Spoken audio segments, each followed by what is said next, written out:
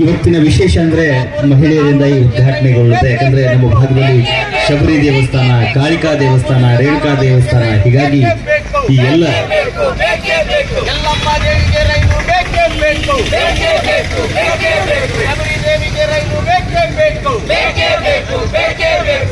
ಕಾಳಮ್ಮ ದೇವಿಗೆ ರೈಲು ಬೇಕೇ ಬೇಕು, ಬೇಕೇ